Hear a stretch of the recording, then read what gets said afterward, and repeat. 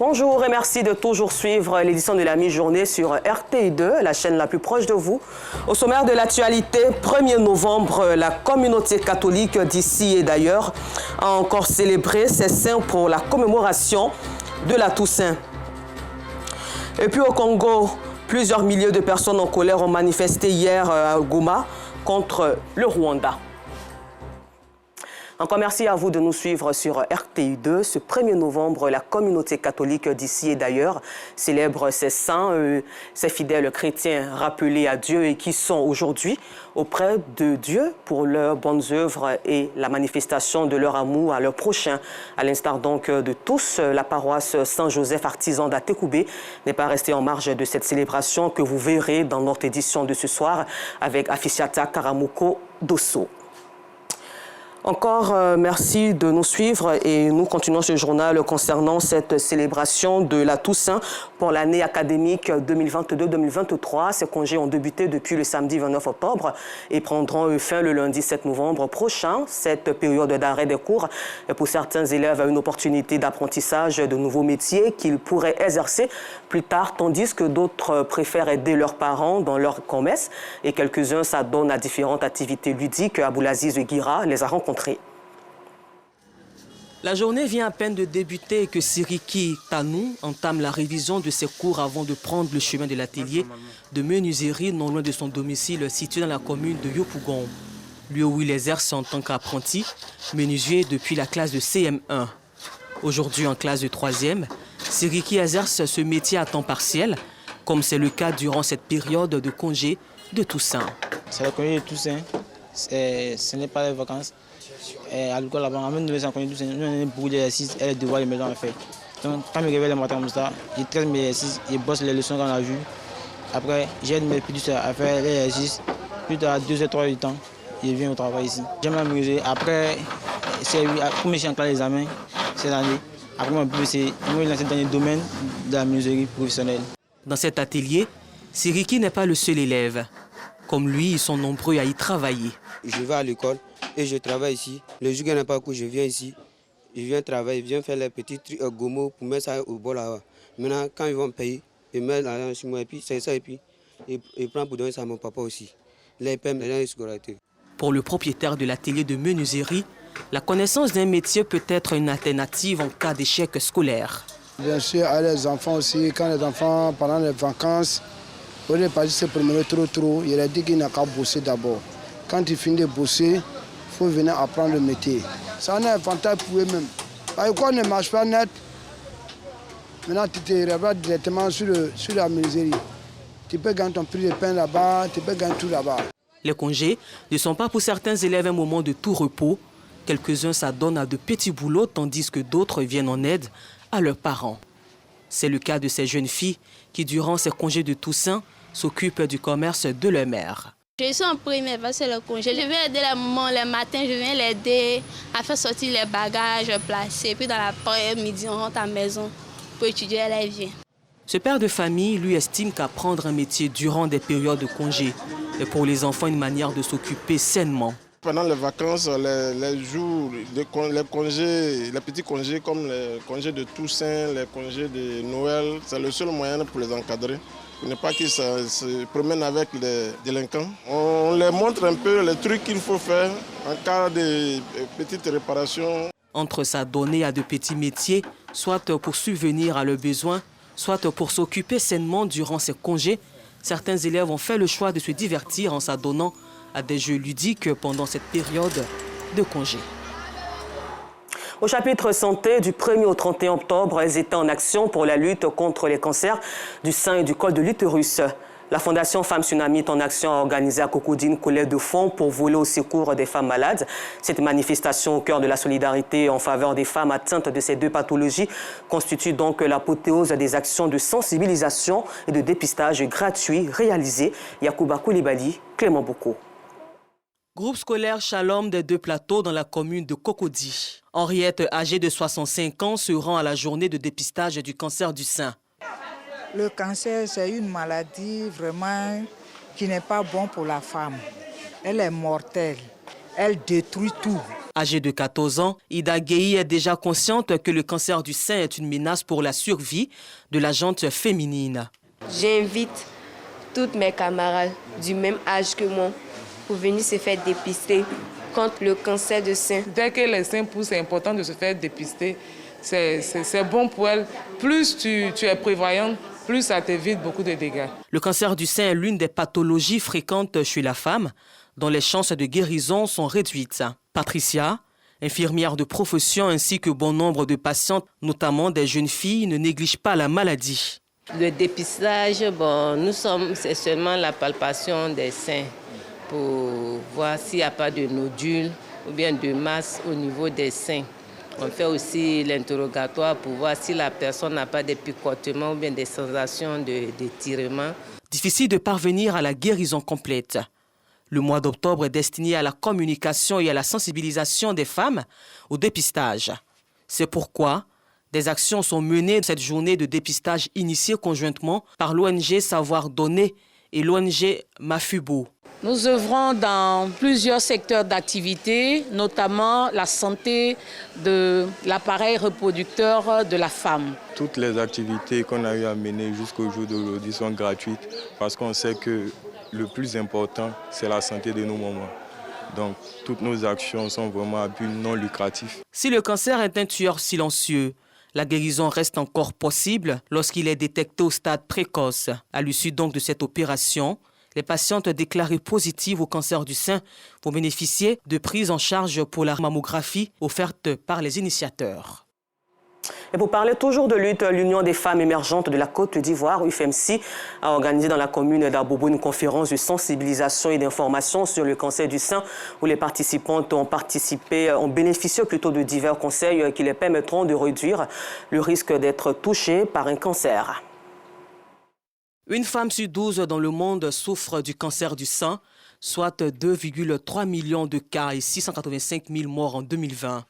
En Côte d'Ivoire, sur une population estimée à 26 378 275, on recense 3 306 nouveaux cas de cancer du sein, dont 1 785 décès, selon un rapport de l'Organisation mondiale de la santé OMS datant de 2020.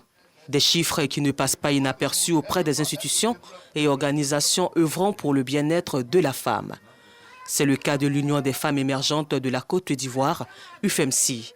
Cette association féminine espère, à travers cette conférence organisée dans la commune d'Abobo, lutter contre cette maladie qui se pose en un véritable problème de santé publique. Nous, à Derrière, nous n'avons pas les moyens suffisants pour nous procurer des médicaments pour la maladie du cancer du sein. Donc on prévient, vaut mieux prévenir que guérir. Donc on préfère prévenir nos mamans, voilà, pour qu'elles puissent pour éviter le risque d'avoir le cancer du sein et le cancer du col de l'utérus.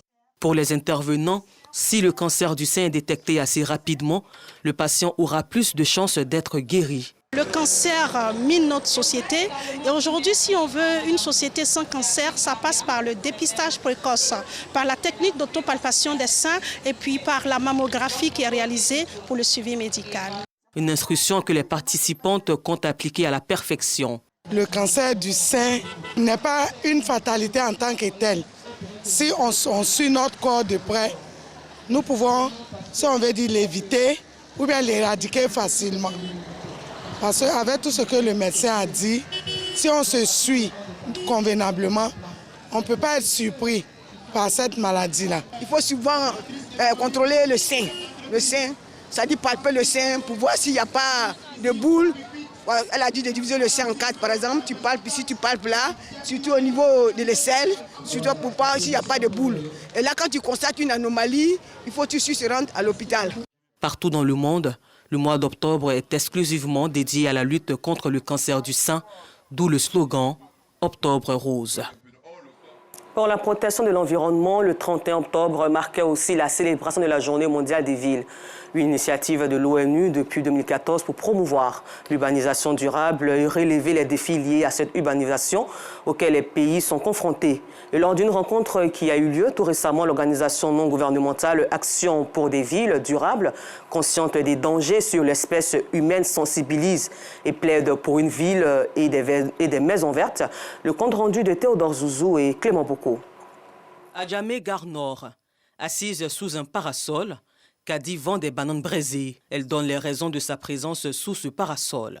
J'aime le parasol passer au soleil.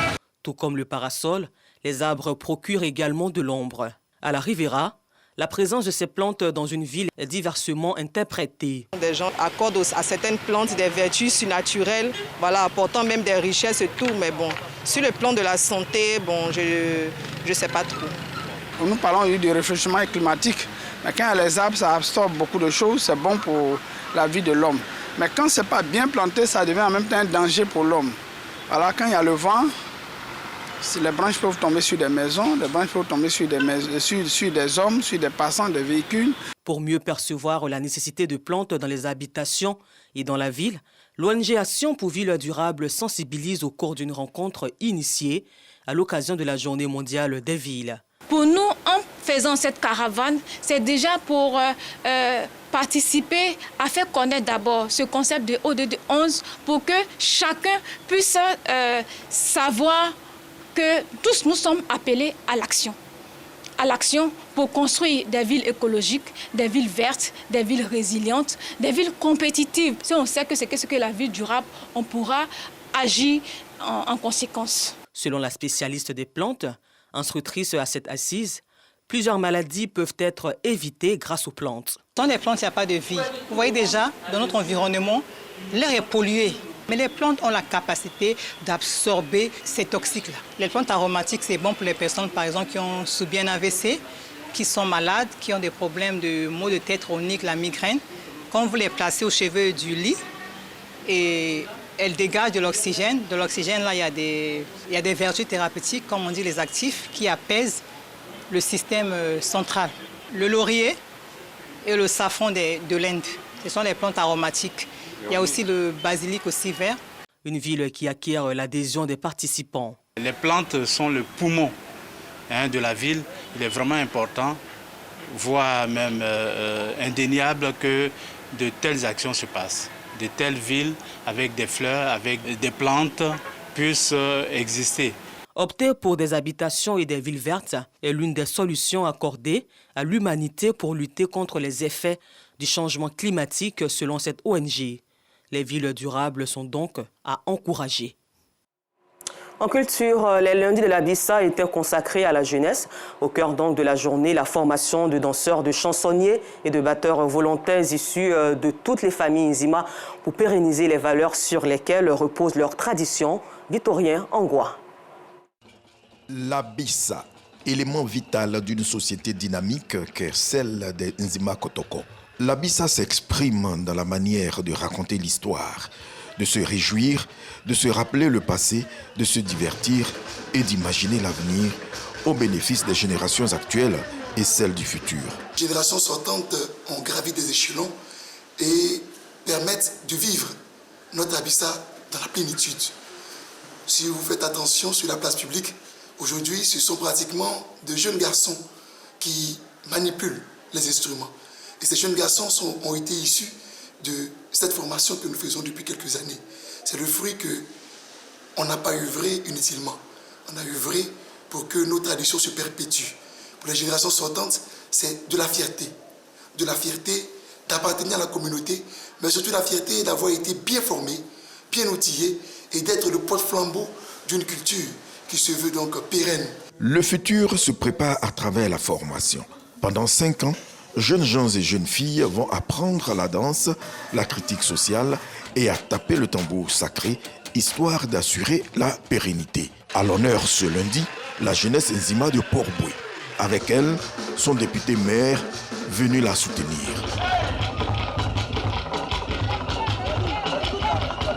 La Bissa, c'est une journée de retrouvailles, de réjouissance. Aujourd'hui, la jeunesse de Port-Boué a été mise en honneur. Et en tant que premier magistrat de la commune de Port-Boué, je ne voulais pas me faire porter cette cérémonie. Je suis venu honorer de ma présence cette cérémonie.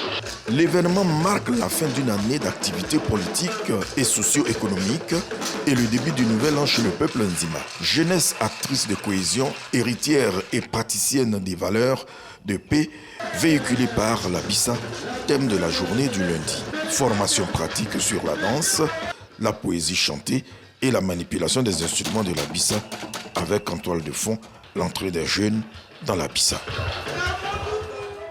Et puis hors de chez nous, plusieurs milliers de personnes en colère ont manifesté hier lundi à Goma contre le Rwanda, accusé par les autorités de la RDC de soutenir les rebelles du M23 qui ont gagné du terrain ces derniers temps dans l'ouest du pays. Encore merci à vous et bon suite de programme sur RTI2, la chaîne plus proche de vous.